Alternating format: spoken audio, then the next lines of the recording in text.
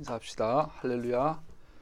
오늘은 일곱 번째 파라샤 창세기 8장 15절에서 9장 17절 말씀.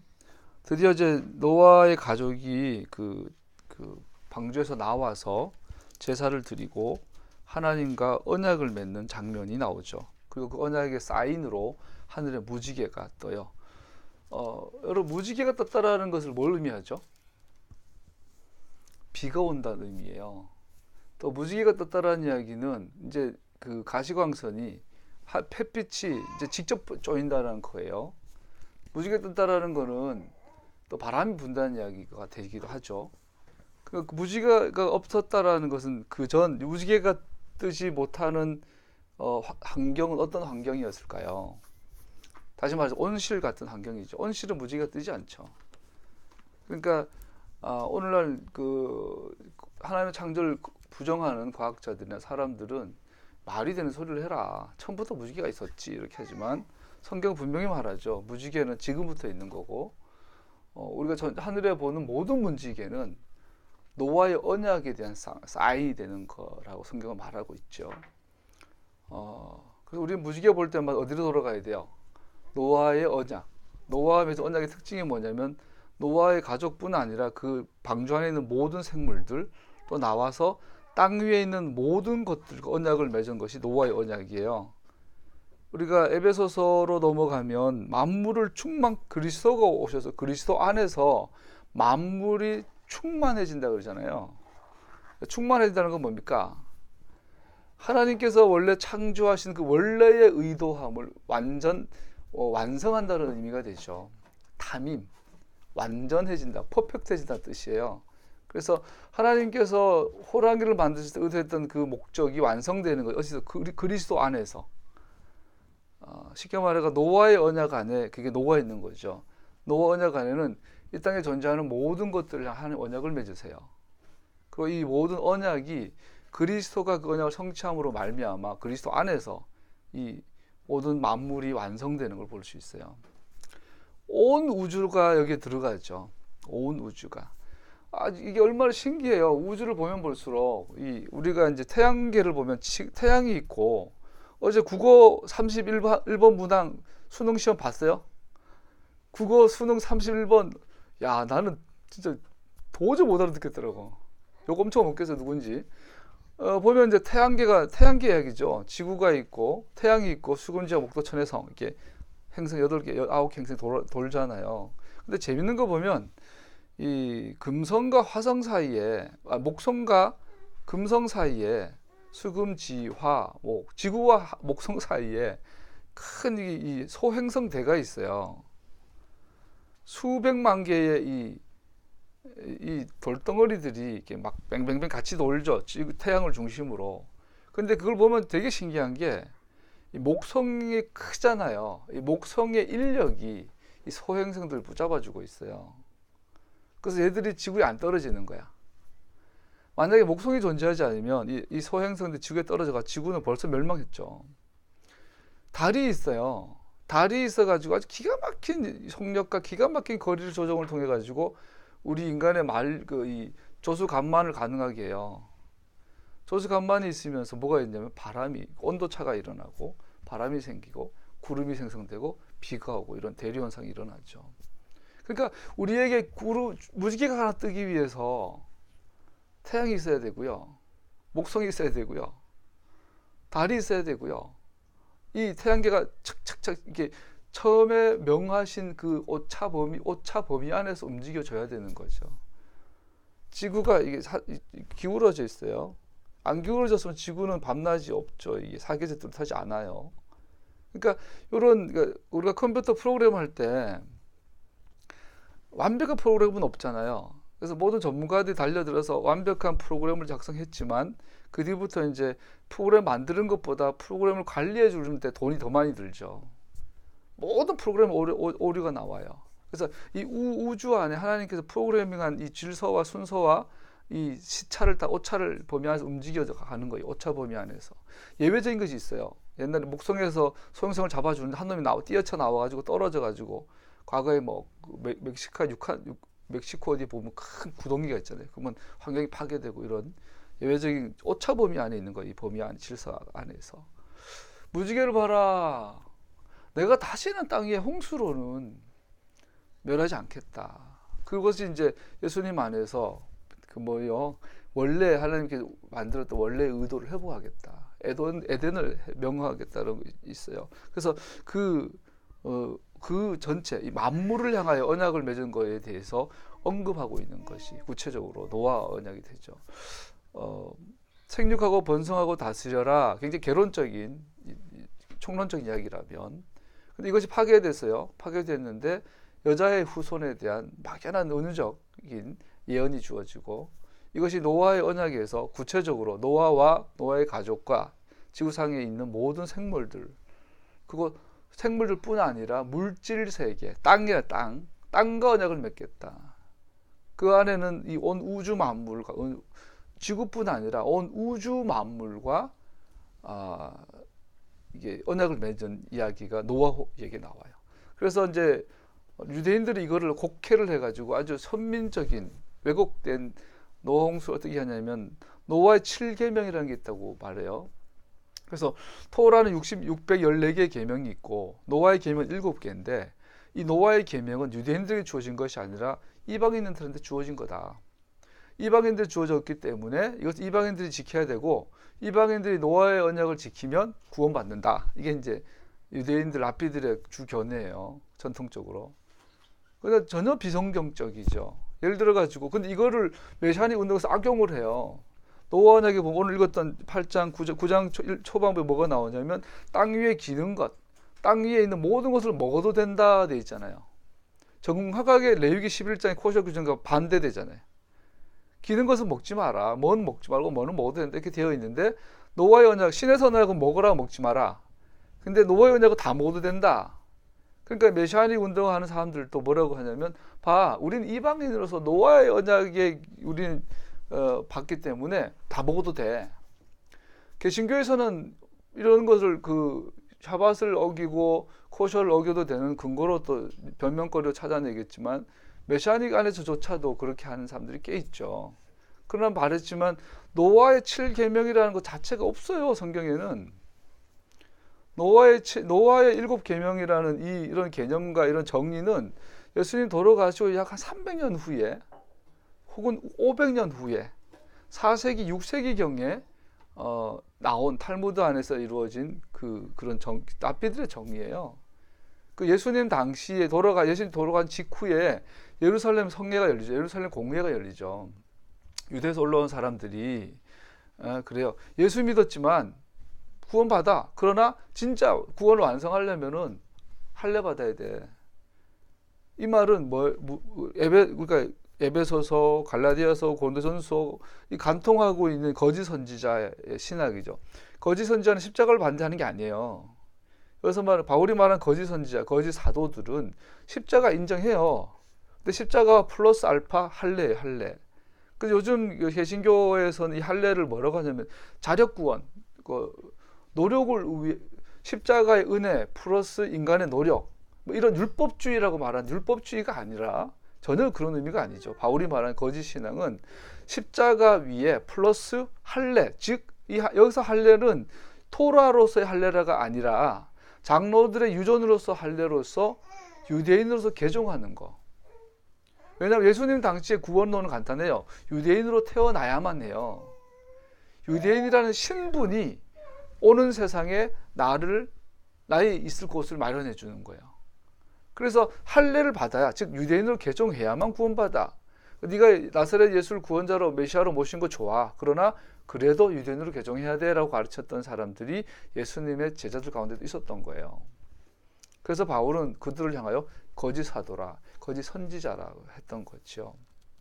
자, 이것처럼 그들이 그런 거를 말할 때 이 메시아닉 소위 그 개신교 안에서 그런 거짓 코셔는 이방인에게 주어진 것은 아니야.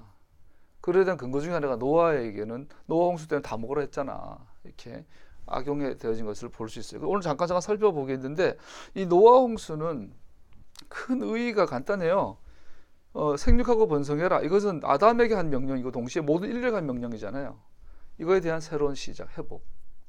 그리고 내 여자의 후손이라는 아주 은유적인, 아주 예언적인 그런 막연한 그 예언이 좀 더 구체화되는, 그걸 재확인되는 사건.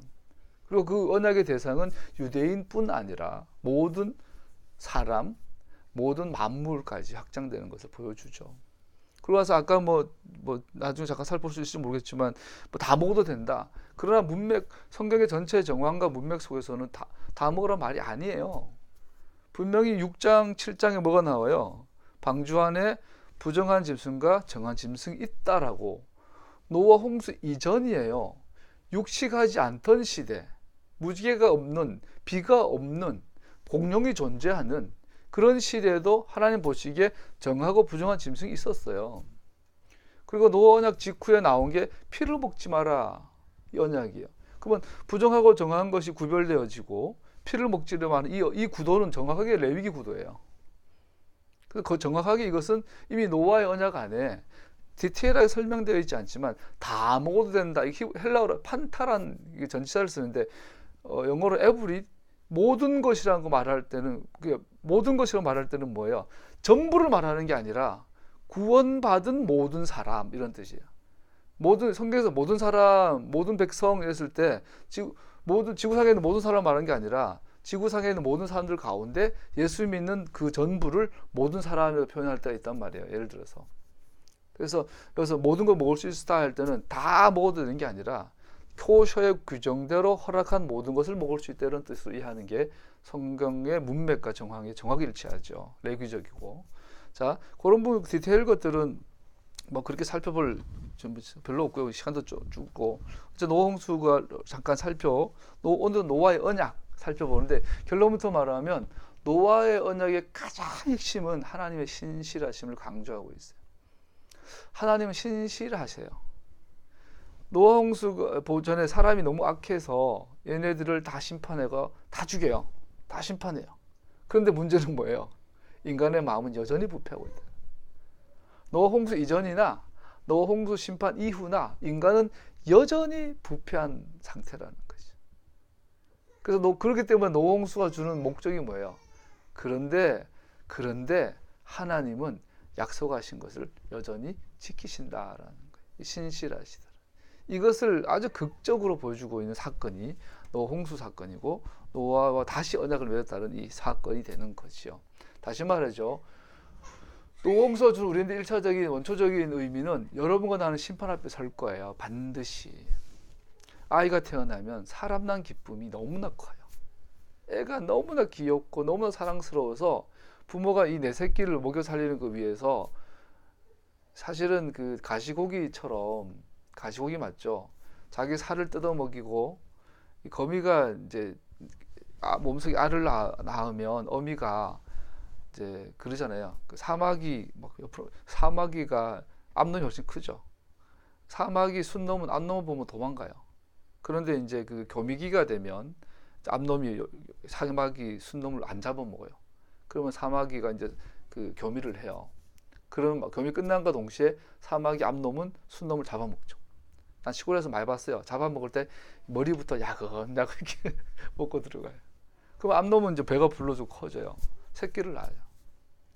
그 새끼는 지 아버지 살 먹고 큰 애들이죠. 가시고기란 것도 보면 그죠? 자기 지느러미 다 끊어지고 이래가지고 자식 하나 살려놓고, 연어도 보면 아주 맛있는데 연어가 들어와서 알을 낳기 전에 먹어야지 기름기가 막 있고 맛있는데, 알을 낳고 나면 이게 푸석푸석한 게 맛이 없죠. 사람 똑같아요. 자식이 태어나면 그 자식 난 기쁨에 부모가 나머지 인생을 그 자식을 위해서 돈을 벌고 자식을 위해서 사는데 그게 아깝지 않고 힘들지 않아요. 그죠? 사랑이죠, 사랑. 근데 문제는 그 자식이 심판대 앞에 설 존재라는 거예요. 언젠가는 하나님의 심판 앞에 선다라는 거죠. 그리고 오늘 본문이 분명히 하기는 사람은 어려서부터 그 마음이 악하다. 나는 내 새끼가 너무 사랑스럽고 내 생명보다 더 소중한데 성경 선언하고 있어요. 걔는 악해. 악인이야. 어려서부터 그 마음의 생각이 악해라고 선언하고 있는 것이 노아 홍수의 또 다른. 그래서 노아 홍수가 계속 아까 강조하고 있는 게 하나님 신실하시며, 인간은 심판 전이나 심판 후나 여전히 부패한, 여전히 악한 본성을 갖고 있어. 예제라, 악한 본성을 갖고 있어. 그런데 하나님은 여전히 신실하죠. 그래서 하나님의 신실하심이 우리의 뭐가 되죠? 우리의 소망이 돼, 소망. 우리의 유일한 희망이 되는 거예요. 하나님이 신실하지 않으면 우리는 희망이 없는 존재예요. 인간은. 하나님의 신실하심이 우리의 소망이에요. 그럼 예수 믿는다는 건 뭘 의미합니까? 예수님은 약속하신 것을 지키는 분인 것을 믿는 것이 믿음이에요. 자, 우리 이거 굉장히 중요해요. 본문 하기 전에. 믿음 좋습니다. 우리 교회에서 그러잖아요. 헌금 많이 하고 막 뭔가 희생해가지고 교회 봉사하고 이러면 와, 우리 집사님 참 믿음 좋습니다. 그거는 무대뽀죠. 그거는 이제 간이 부은 거지. 전제단 헌금하고 어떻게 살 생각을 해. 간이 부은 거지. 그게 뭐 믿음이 좋아. 뭐 특별한 경우는 괜찮죠. 하나님께서 그런 경우는 있겠지만 특별한 경우는. 믿음이 좋다라는 건 간단해요. 예수님께서 누구냐? 예수님은 약속을 지키러 오셨고 약속을 지키심에 있어서 변함이 없다. 이것을 믿는 거예요. 근데 그 약속이 뭔지 몰라. 근데 문제는 왜? 교회에서 안 가르쳐줘. 마귀가 못 가르치게 속여. 목사님들이 그 약속이 뭔지 알아야, 우리 예수님을 안다라는 것은 약속을 아는 거예요. 약속이 뭔지를 알아야 예수님이 누구신지를 아는데, 약속에 대해서 설명을 안 해주고 가르쳐주지 않고, 그거 약속은 폐해졌대. 새로운 약속만 지키면 된대. 이렇게 막 혼동을 시켜놓고는 예수님 얼굴을 구한다. 예수님 예배한다. 예수님과 차 한잔 마신다. 이딴 소리는 해대고, 그 신부운동, 예언운동이 얼마나 악랄한 거짓 선동인지 보게 되죠. 사실은 같은 목사로서 목사 양심을 가지고 저런 짓 하면 안 되거든요. 그 약속이 뭐냐? 노아의 언약 안에 들어가고, 여인의 후손에 대한 약속이 노아의 언약을 통해서 에스타블리시, 설립되고 확립되고, 이것이 신의 산에서 굉장히 체계화되고 조직화되고 단체화되고 국가화되고 동시에 개인화되고, 이거 쫙 봐야 돼. 근데 마귀는 토라는 폐해졌어. 코션은 폐해졌어. 뭐 절기는 폐해졌어. 예수님은 그걸 폐하러 오신 분이야. 예수님을 아무리 구하고 찾고 찾아도 기독교는 어떻게 돼요? 괴물이 되죠. 반역사적인, 반사회적인, 반상식적인 그런 단체가 되어버렸잖아요. 지금은 미국도 펜스 부통령이 우리 대통령 만났는데 펜스가 변했더라고. 약고가 죽었더라고. 이 양반은 미국 보수 기독교의 대표자거든요. 미국 대표 보수 기독교인의 표를 끌어다 주는 역할이 이제 펜스 역할이에요. 트럼프한테. 얼마나 이 사람 강경 보수예요. 북한을 악으로 지명한. 근데 그 배우가 미국 기독교예요. 보수 기독교예요. 미국 보수 기독교, 한국 보수 기독교는 괴가 같아요. 비사회적인, 반사회적, 반역사적인, 반상식적인. 상식이 안 돼요. 이번에 빅터 차가 새빨간 거짓말하다 걸렸잖아요. 뉴스웨크에. 북한이 미사일을 신고하지 않았다. 빅터 차. 그 양반 미국 기독교 재미교포로서 한국인 제2세로서 미국 대표적인 보수 기독교인. 그런 정치인들 뒤에서 지금 완전 사기를 치고 있는 거예요. 이런 걸 보면 왜 그럴까? 이 역사 안에서 한국 교회가 왜 이렇게 비상식적일까? 약속이 뭔지를 몰라. 예수님을 믿는다라는 것은, 예수님을 안다라는 것은, 예수님을 사랑한다라는 것은, 예수님을 닮는다라는 것은, 예수님 가까이 간다라는 것은 그 약속에 성실한 자가 되어 간다는 걸 의미해요.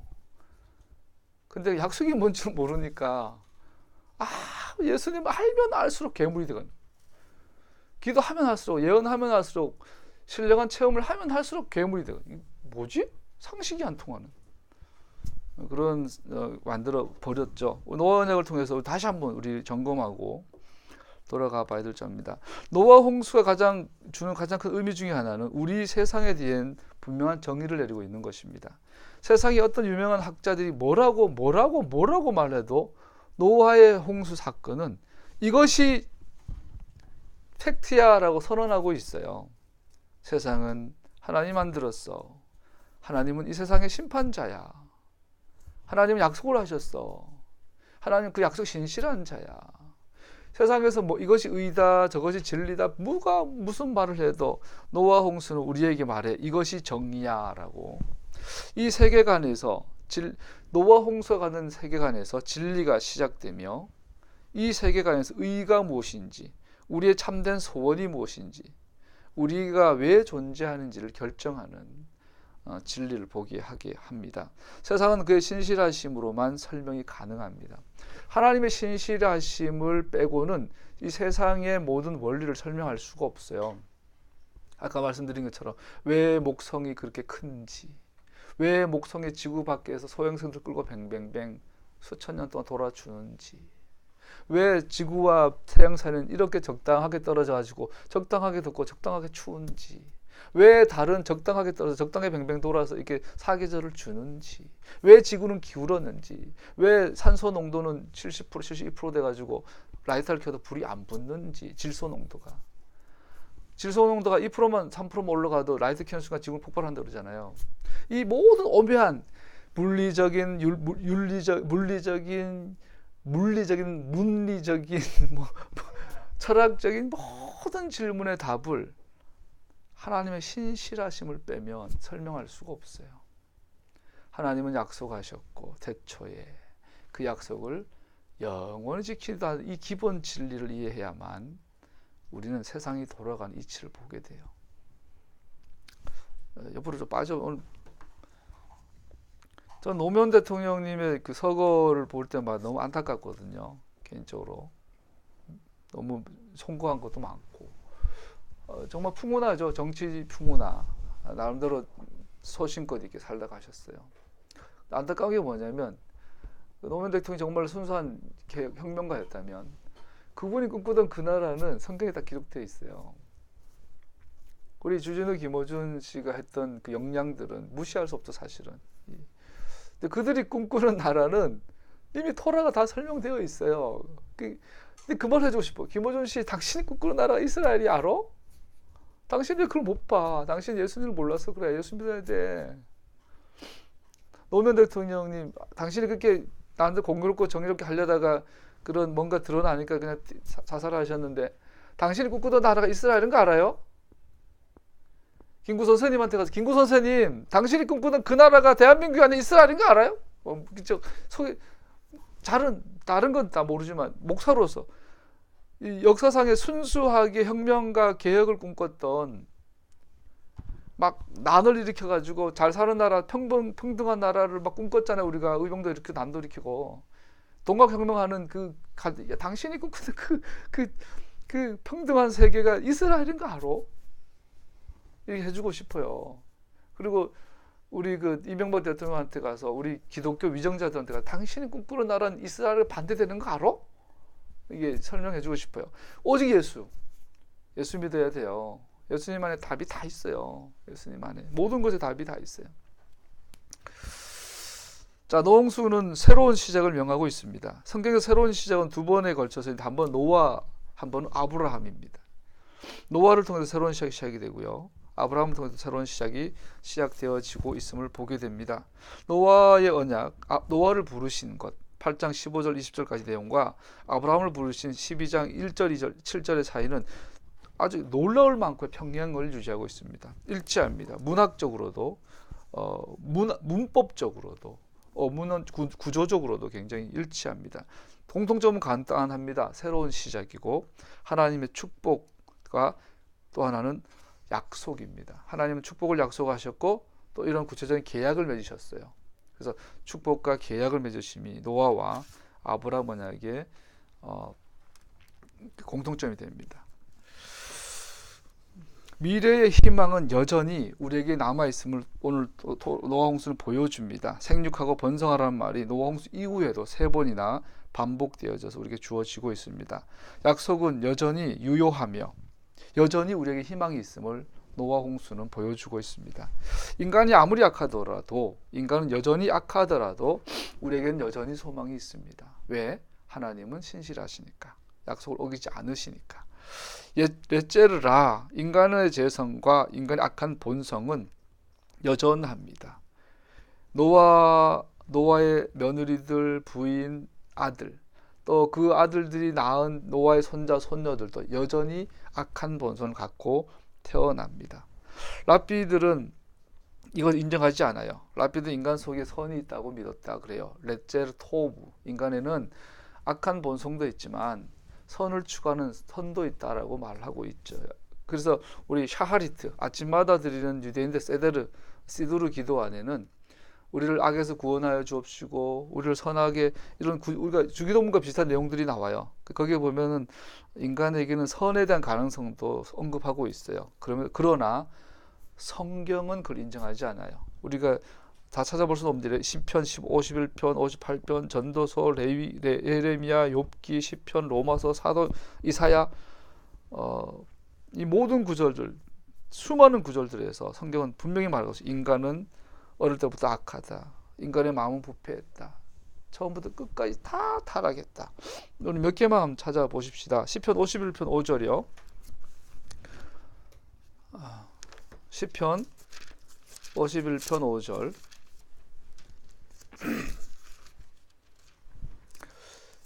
나를 믿는 성도들을 나에게로 불러 모아라.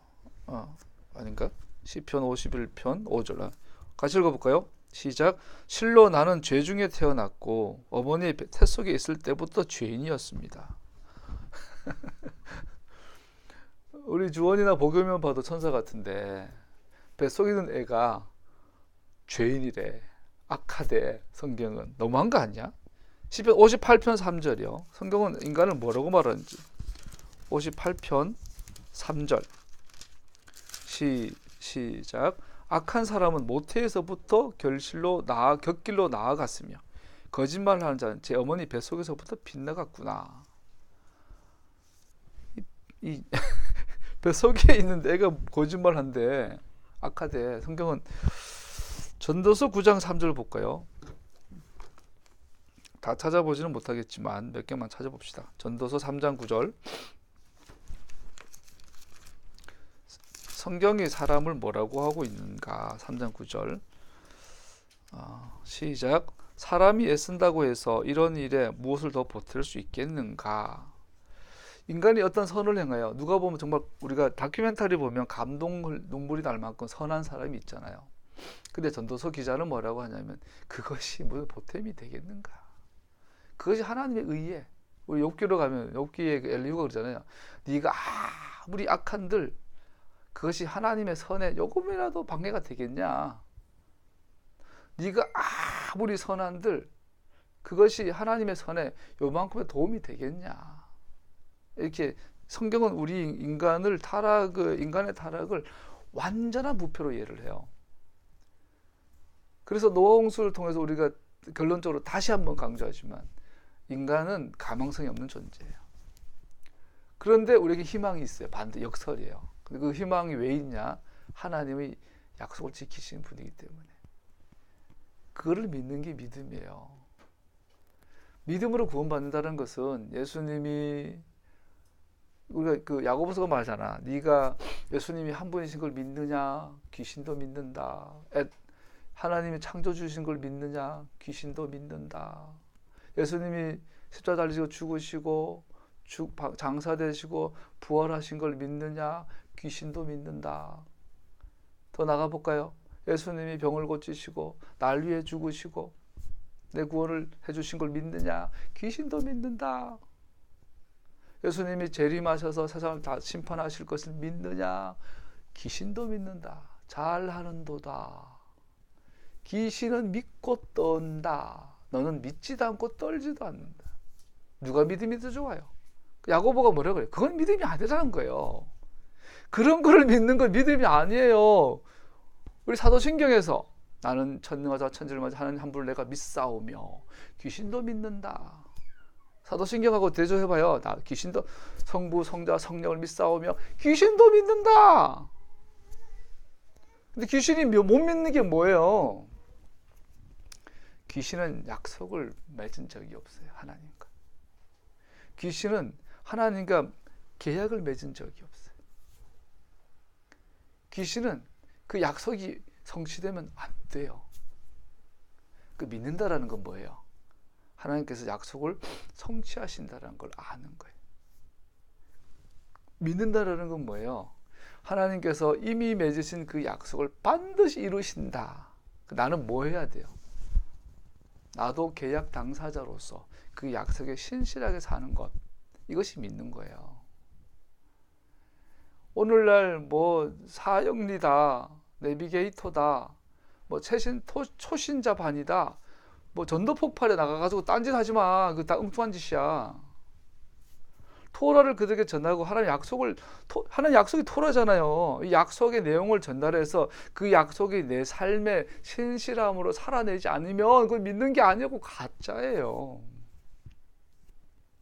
그리고 오늘날 교회가 아무리 예수님 복음을 전하고, 내가 보기에 제일 은혜로운 사람이 예수 믿고 그 다음날 죽는 거야. 호스피스 병동 가가지고 어제까지 술 처먹고 온갖 죄 짓다가 암 걸려가지고 다행히 호스피스 병동을 갔는데 교회에서 운영을 하네. 그런 사람들이 밤새도록 간호를 해주면서 예수 믿고 구원받으세요. 예수 믿고 구원받으세요.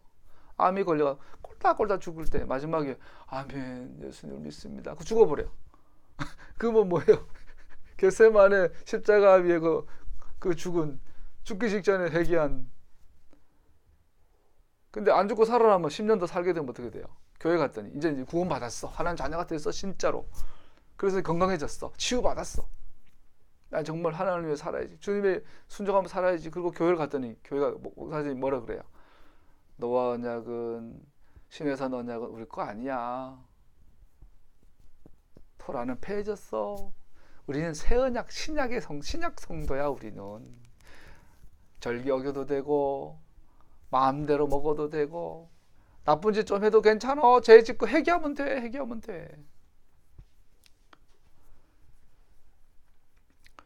굉장히 무서운 이야기죠. 믿음을 잘못 이렇게 이해하게 되죠. 구원을 잘 오해하게 되는 거죠. 구원이라는 것은 어떤 사건이 아니에요. 관계지. 구원이라는 것은 구원받았다는 게 뭡니까? 약속 당사자의 자격을 박탈당했다가 약속 당사자, 계약의 당사자, 계약 멤버로 다시 회복되는 걸 말하잖아요. 예수님이 아니었으면 우리는 계약을 회복을 할 수, 십자가 아니면, 예수님의 십자가 복음이 아니면 왜 복된 가스펠, 왜 굿뉴스입니까? 더 이상 하나님과 관계를 회복할 어떤 방법이 없는데, 예수님이 십자가에서 나를 용서해 주시고 내 죄를 해결해 놓으심으로 말미암아 다시 계약 당사자로서의 이 위치를 회복한 거예요. 이게 구원이잖아요. 이게 전도 굉장히 잘해야죠. 전도를. 우리 인간은 본성이 약합니다. 그래서 우리에게는 오직 은혜, 하나님의 신실하심만이 우리의 구원이요, 우리 희망이요, 소원이 되죠. 창세기 8장 20절 22절로 가면 노아가 나와서 제사를 드려요. 이게 또 다른 그림이에요. 자, 그러면서 21절을 보면 다시는 사람이 악하다고 해서 땅을 저주하지는 않겠다. 사람은 어릴 때부터 그 마음의 생각이 악하기 마련이다. 주목해 보세요. 이 말씀은 심판 이후에 하신 말씀이에요. 심판을 통해서 땅이 정화가 되고 노아와 노아의 가족들이 회개를 했다면 이제 인간의 마음은 선해졌을 텐데 하나님 선언하고 있죠. 너는 여전히 악해. 심판 이후에도 인간의 마음은 여전히 악한 본성 레제라를 타고 있어요. 그 악한이 언제부터 악했냐? 뱃속에서부터 악했대. 뱃속에서부터 악하지 않은 존재는 예수님밖에 없어요. 예수님밖에. 태어나면서부터 악한 생각만 한대. 주원이가 말을 못해서 저놈이 악한 생각을 하고 사는 거야 지금. 어떻게 하면 엄마를 골려줄까? 어떻게 하면 엄마를 붙잡아 놓을까? 뭐 이건 농담이고 그게 악하다는 게 아니고 하여튼 뭐 그렇대 성경에서. 그럼 인간에게는 희망이 없잖아요. 그런데 오늘 20절 22절에 뭐라냐면 제사를 드렸는데 하나님께서 그 제사를 향기로운 제사로 받으세요. 그래서 인간은 여전히 악하지만 우리에게는 희망이 있어요. 그게 제단 위에 제물을 드리는 거예요. 이것은 하나의 그림자예요. 예언적 행위. 우리에게 희망이 있다는 거예요. 그게 뭐냐면 제물, 희생제사. 그래서 레위기로 끌고 가죠. 시내산을 끌고 가는 거예요. 시내산에 있는 모든 희생 제사는 뭡니까? 악한 우리가 하나님 앞에 나아갈 수 있는 유일한 길이에요. 구원의 유일성, 절대성이죠. 이것은 정확하게 십자가, 예수님의 희생을 예표하는 그림자들이 되는 거죠. 그래서 노아홍수는 처음부터까지 계속 복음이에요. 예수, 예수, 예수.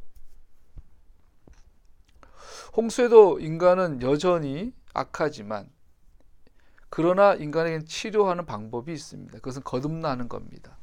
제단 위에 제물이 유일한 희망이 되는 것처럼 우리 인간의 마음이 새 마음이 되면 인간의 마음에 예수님이 영이 약속을 심으면, 다시 말해서 예수 믿는다는 것은 이미 한 약속이 내 신비에 새겨지는 것, 이게 믿는 거잖아요. 이게 구원받은 것이고 그렇게 될 수 있다라는 거예요. 누구를 통해서? 희생 제사를 통해서, 예수님의 희생을 통해서 가능하다. 또 다시 반복하지만 예수님의 희생 그 자체는 목적이 아니에요. 토라도 목적이 아니에요. 토라는 수단이에요. 우리가 하나님과 나아가 하나님께 함께 사는 수단이에요. 어떤 부부가 사랑해요. 같이 사는 것이 목적이에요. 살기 위해서 뭐가 필요해요? 집이 필요해. 생활비가 필요해. 아무리 사랑하지만 서로에 대한 매너가 필요해. 아무리 사랑한다고 자고 이제 내 코에다가 마누라가 빵 끼면 예쁠 리가 없잖아. 에티켓을 지켜야 될 거 아니야. 이게 토라예요. 토라는 하나님과 우리 사이의 에티켓이야. 목적이 아니야. 어떤 사람은 빵 껴도 예쁘고 어떤 사람은 빵 끼면 막 다시 보기 싫고 그러니까 에티켓은 다른 거예요. 그래서 토라는 수단이에요. 마찬가지로 예수님의 희생은 목적이 아니라, 예수님의 희생이 목적이면 세디스트야? 예수님이 이상한 욕구주의자야? 이 중세 수도 운동이 뭔가 어긋난 게 그거예요. 참회하고 절제하는 건 좋은데 그 절제를 선으로가 미덕으로 삼아버리면 이것은 본질을 놓친 거죠. 십자가의 고난, 십자가의 희생은 우리의 마음속에 하나님의 약속을 새기는, 다른 성경적 표현을 하면 우리가 약속, 계약의 내용을 기억하게 하는 그 수단이 예수님의 희생이에요. 이게 믿음의 여정들이. 믿는다, 믿음이 좋다라는 것은 주님의 약속에 대해서 우리는 더 정확하게 알고 더 바르게 이해하고 더 정확하게 실행하고 있는 것을 의미하죠. 그런 의미에서 야고보가 말하잖아요. 누가 믿는 거냐? 귀신도 믿고 떠느니라. 그런 야고보서를 우리가 프로테스탄트의 대부인 루터가 야고보서는 성경적 가치가 없으니 지푸라기 서신이니까 그냥 지워버리자 이렇게 말했던 거예요. 거기서 시작된 개신교가 토라를 발견하기는 어렵겠죠, 여러분. 토라를 발견하면 뭐 왕따 정도가 아니라 이제 그렇게 되겠죠. 노아의 언약은 전 인류를 대상으로 하고 있습니다. 또 그 핵심 내용은 우상 숭배 금지라고 한마디로 요약할 수 있습니다. 다른 말로 말하면 우상을 버리고 내게로 와라. 약속을 지키심을 믿어라라고 말하고 있습니다. 노아 언약이 우리에게 주는 또 메시지는 약속을 내가 지킬 거다. 지키고 있다. 그거를 네가 믿어라. 이게 믿음으로 구원받는 거죠. 믿음의 행하심. 그럼 우리는 어떻게 돼요? 우리가 믿는다라는 것은 아까 말처럼 어떤 하나님에 대한 어떤 사실을 인정하고 이해하는 거, 이해하고 있는 것이 아니라 그 약속에 신실하다라는 의미가 되는 거예요. 믿는다라는 것은. 옆으로 빠져봅시다. 잠깐만. 우리가 토라가 하나님의 약속의 내용인 것을 알고 그 토라에 신실하는 것이 믿음이라면 그 토라의 내용이 뭐예요? 아모스의 표현을 빌리면 공의와 정의잖아요. 공법을 물같이, 정의를 하수같이. 지난 박근혜 이명박 정부 때 무엇이 정의였나요? 군사 독재 개발을 통해서 탄생된 대기업, 사카린 장사, 밀수해서 큰 삼성, 그 이건희 회장이 하나님이 하신 거예요. 이건희 회장 입장에서는 이제 좀 내가 원하는 때에 처음에 이제 이재용하고 그 딸하고 이렇게 하다 이부연인가 하다가 그래도 아들한테 물려줘야 되겠지? 3대 세습? 근데 아직 얘가 준비 안 됐나 봐. 뭐 몰라 그는. 그런데 얘는 삼성 제일 모직의 지분밖에 없어. 삼성을 장악하려면 삼성전자를 먹어야 되는데 이 지분이 없어. 근데 뭐 내가 아직 건강하니까 좀 더 이따 물려줘야 되겠지 했겠죠? 그런데 어느 날 갑자기 쓰러진 거야. 이건희 회장이 삼성병원에. 그러니까 큰일 난 거죠. 이건희 회장의 아들한테 이게 삼성전자 가야 되는데 이제 늦은 거야. 방법은 하나밖에 없어. 정확하게 세무신고하고 몇 조 원의 세금을 내고. 그런데 그건 아까워. 그게 어떻게 한 거예요? 삼성전자에 제일 많은 지분을 갖고 있는 삼성물산을 먹어야 되겠다. 근데 나는 제일 모직의 주식밖에 없으니까, 제일 모직이 훨씬 작으니까 제일 모직의 주식을 뻥튀기 해야 되겠다. 그 수단이 삼성 바이오로직이야. 삼바라는 걸 유령회사를 만들어 가지고 이거를 시가총액을 3배 4배로 뻥튀기 해 가지고 삼성 제일 모직이 삼성 물산보다 더 커. 합병을 했어. 자연스럽게 삼성전자의 주식이 이게 지분이 이재용한테 왔죠. 근데 이걸 하려니까 불법 안 할 수가 없으니까 최순실한테 말을 사줬어. 최순실은 박근혜한테 샤바샤바 했어. 그래서 해줘라. 그 국민연금에서 삼성전자의 최대 주주가 이건희, 엘리엇, 그 다음에 국민연금인데 이건희는 쓰러졌고 엘리엇은 외국계고, 그래서 국민연금이 샤바샤바 몇천억을 해줬어. 그래서 승계가 무난하게 진행되고 있어. 아무 문제 없었을 거야. 이명박 여전했다면, 박근혜 여전했다면. 근데 촛불이 뻥 터져버렸네. 이건희 회장 쓰러진 게 우연인가요? 하늘이 한 거 아닌가요? 촛불이 펑 터졌더니 이게 다들 통나.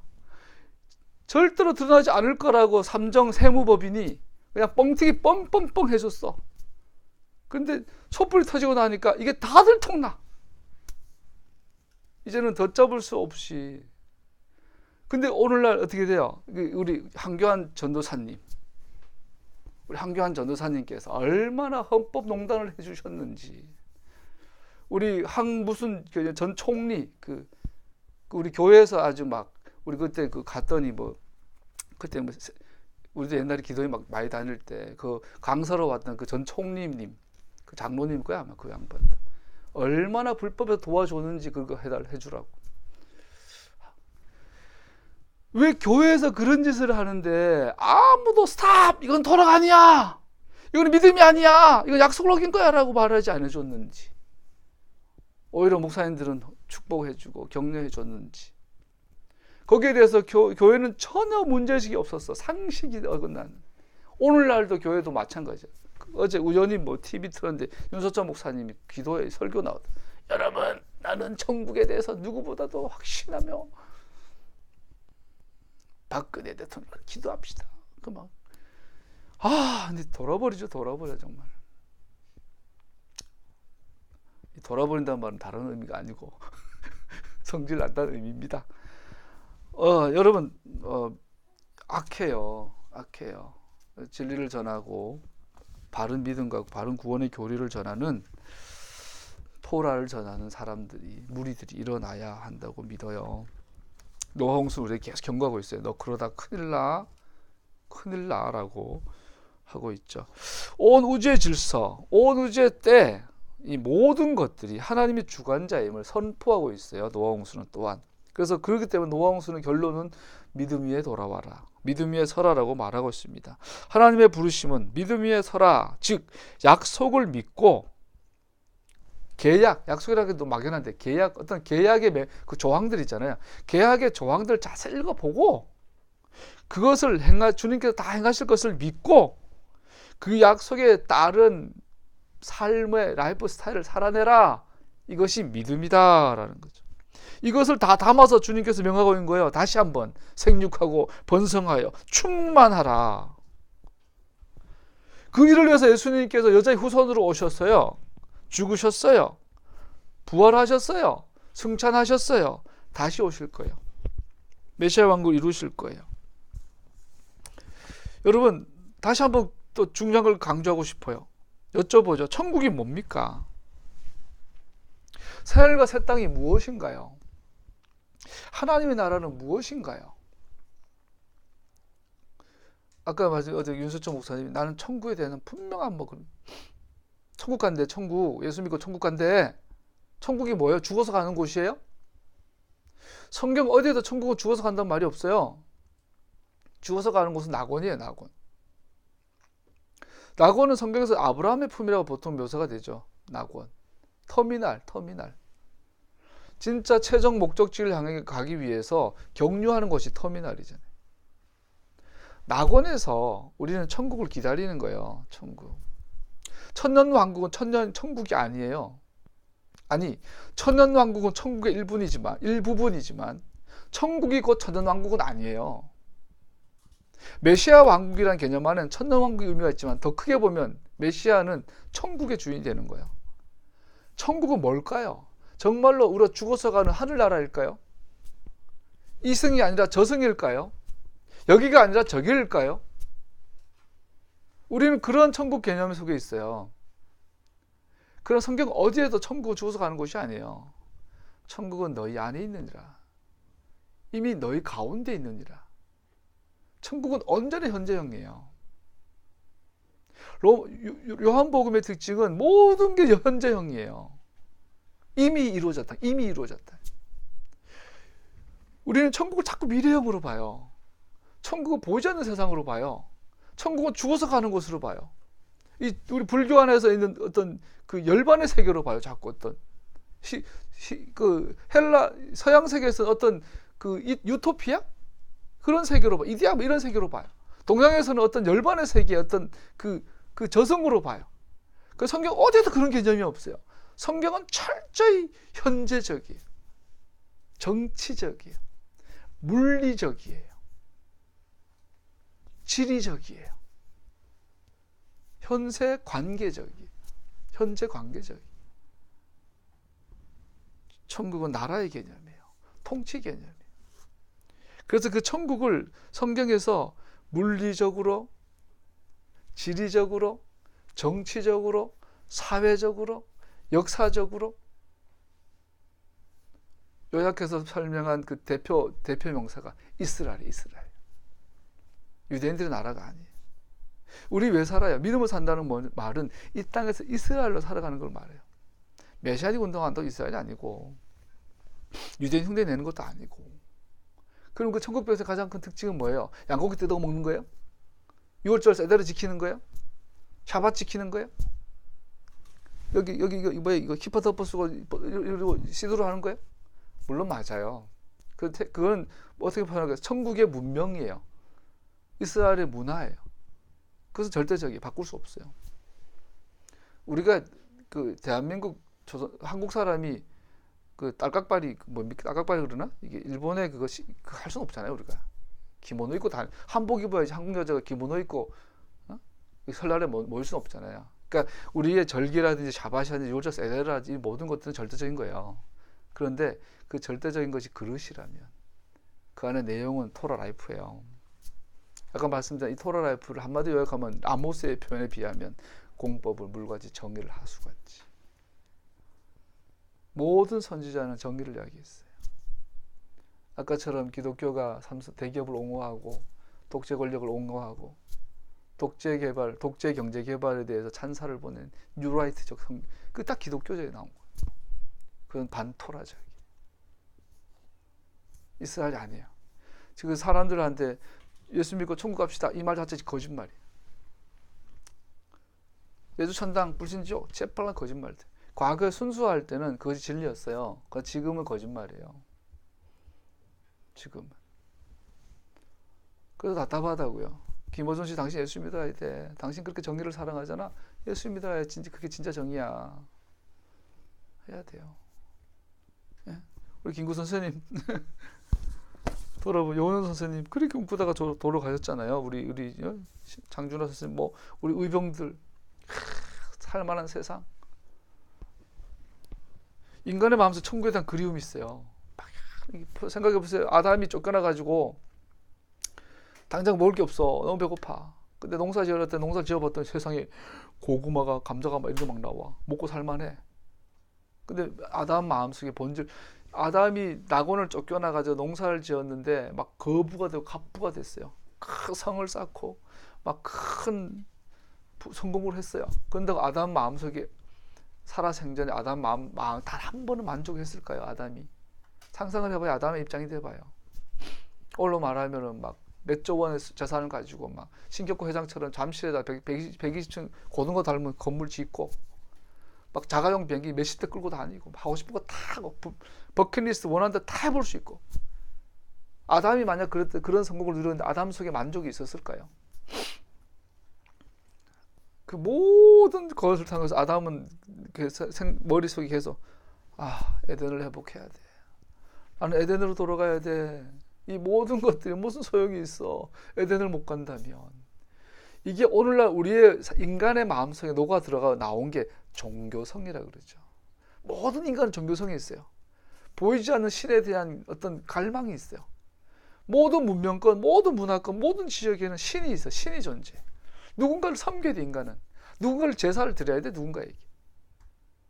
이게 뭐예요? 잃어버린 에덴에 대한 이 갈망이에요. 우리 모든 인간은 천국에 대한 갈망이 있어요. 그런데 오직 토라만이 하나님 나라, 천국에 대해서 굉장히 디테일하게, 천국에서는 이걸 먹어, 천국의 나라에 가면 그 사람들은 이걸 주식으로 삼아, 그 사람들은 이런 옷을 입어, 그런 사람들은 이런 명절을 지켜, 그런 사람들은 이런 기도를 해. 천국에 대해서 디테일하게 설명해 주는 게 뭡니까? 토라. 그런 나라를 예수님이 붙여준 별명 이름이 뭐예요? 이스라엘. 유대인들의 나라가 아니고.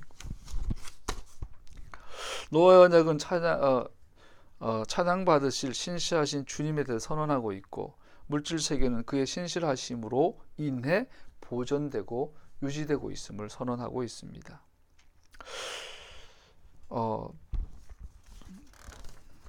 쭉쭉 넘어가고요.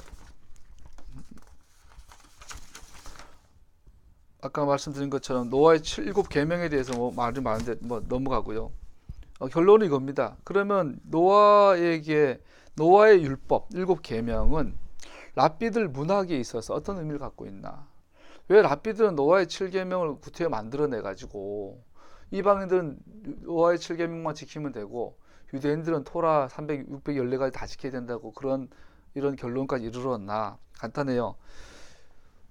노아의 7계명이라는 것은 예수님 돌아가신 300년, 500년 뒤에 랍비 문학에서 나온 개념들이에요. 탈무드에서, 토셰프타라는 그 부분에서. 랍비들이 구태여 이렇게까지 한 이유는 하나예요. 중세가 흘러가면서 유대인과 이방인 사이의 구별이 뚜렷해지지 아니하고 섞여버리죠. 흩어지고.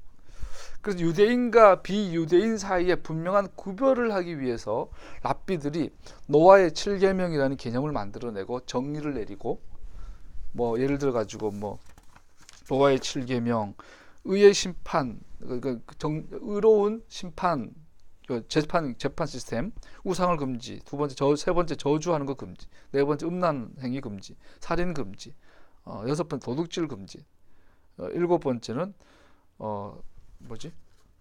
산책, 식용 금지, 산채로 그 동물 먹는 거, 피 먹고 이런 거 금지. 이게 디테일하게 또 나눴어요. 그러나 그것은 유대인들의 전통적 이해가 전혀 아니죠. 그 증거 중 하나가 사도행전 15장의 예루살렘 공회죠. 예루살렘 공회에서 야고보 중심의 사도들이 우상에게 바쳐지는 거, 목매어 다려 죽은 거, 핏째 먹는 거 이런 거 금지시키잖아요. 이것은 전통적으로 나왔던 노아의 계명에 대한 개념들을 사도들이 정리해서 준 거죠. 그러나 그것은 유대인들 지킬 필요고 이방인들 지켜야 된다라는 그런 개념 전혀 아니었던 거예요. 다시 말씀드리지만 랍비들은 유대인과 이방인들을 구별하기 위해서 노아의 7계명이라는 계명을 만들어내고 그것을 강요하기 시작했고 가르치기 시작했죠. 이방인들은 다음 세상에 살 수 없기 때문에 이 법을 지켜야 한다라고 가르쳐 왔던 거죠. 그러나 성경은 전혀 그렇지 않습니다. 노아는 모든 인간에게 적용되는 법을 명하셨고, 유대인이나 이방인이나, 그 노아의 법을 아브라함이라는 인물을 통하여, 또 모세를 통하여, 이스라엘이라는 신의 언약의 사건을 통하여서 아주 구체적으로 하죠. 그래서 오늘 하프타라가 왜 이사야서냐 하면, 이사야는 오늘 아까 이사야 62장에서 42장에서는 그러죠. 열방의 이스라엘은 열방의 빛이다라고 하고 있어요. 이 말은 이스라엘이 열방의 다른 나라보다 낫다라는 게 아니라 하나님께서 이스라엘에게 토라 언약을 맺음으로 말미암아 이스라엘이 이 토라의 빛을 열방에 비추어서 열방이 이 토라로 돌아오도록 하도록 하는 수단이 되는 것이 열방의 빛이라는 의미죠. 이스라엘은 열방이 하나님의 언약 안으로 돌아오도록 하는 매개체, 수단이 되는 거였어요. 그거를 위해 그런 의미로 토라를 이스라엘과 맺은 거지 이스라엘에게만 준 것이 아니란 말이에요. 이방인들에게는 노아의 법을 주고 이스라엘 백성들에게는 시내산 언약을 준 것이 아니라 이스라엘과 시내산 언약을 맺은 이유는 이스라엘이 열방의 빛으로, 즉 이스라엘과 맺은 언약 안으로 모든 이방인들이 들어오도록 하기 위한 거였던 거죠. 이건 정확하게 아브라함의 계명이죠. 너로 인하여 내 안에서 열방이 세상에 있는 모든 가족들이 복을 받을 것이다. 그래서 노아, 아브라함의 언약, 노아의 언약, 신에서 언약은 정확하게 본질이 같은 거죠. 내용도 같고. 유대인들에 대한 이스라엘 나라에 대한 특정한 어떤 특권을 향해 전혀 아니죠. 구별도 아니고요. 그래서 에베소에서 본 유대인과 이방인 사이는 아무런 차별이 없다. 아무런 차별이 없다라고 말을 하고 있지요. 쭉쭉 넘어가고요. 말씀을 이제 마무리하겠습니다.